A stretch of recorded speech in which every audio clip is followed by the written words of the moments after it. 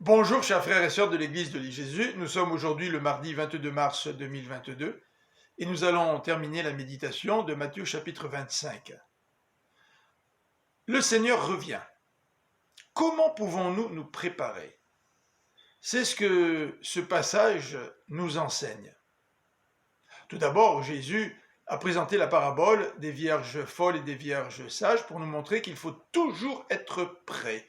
Ensuite, il nous a présenté la parabole des talents pour nous montrer l'importance d'accomplir fidèlement la tâche que Dieu nous a confiée. Voilà comment nous préparer à son retour.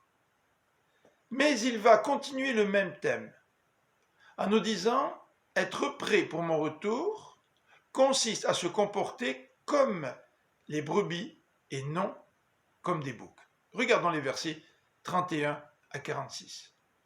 Le verset 31 nous dit que le Fils de l'homme, ou le roi, comme le précise le verset 34, le Fils de l'homme viendra dans sa gloire et il s'assiera sur son trône glorieux. Et les versets 32 et 33 nous dit qu'il va trier tous les peuples de la terre en deux groupes, les brebis à sa droite et les boucs à sa gauche. Ensuite, dans son récit, Jésus nous dit que le Seigneur s'adresse aux brebis. Versets 34 à 40.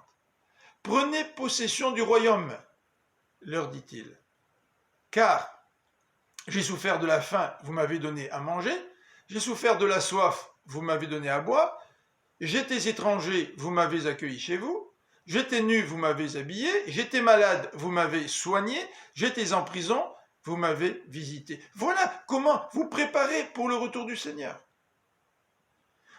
Mais les justes sont surpris. Ils questionnent le Seigneur. Quand avons-nous vu avoir faim, avoir soif, être étranger, être nu, être malade, être en prison? Et le Seigneur de répondre, quand vous avez répondu aux besoins de mes frères, de mes disciples. Quand vous avez fait cela, quand j'avais faim, vous m'avez donné à manger, quand j'avais soif, vous m'avez donné à boire, etc.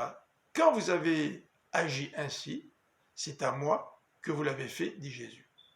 Dans les versets 41 à 45, le Seigneur s'adresse aux boucs. « Retirez-vous de moi, allez dans le feu éternel, dit le Seigneur, car j'ai eu faim, j'ai eu soif, j'étais étranger, j'étais nu, j'étais malade, j'étais en prison, et vous n'avez rien fait. » Les boucs sont surpris en disant « Quand avons-nous vu avoir faim, ou avoir soif, ou être étranger, ou être nu, ou être malade, ou être en prison ?»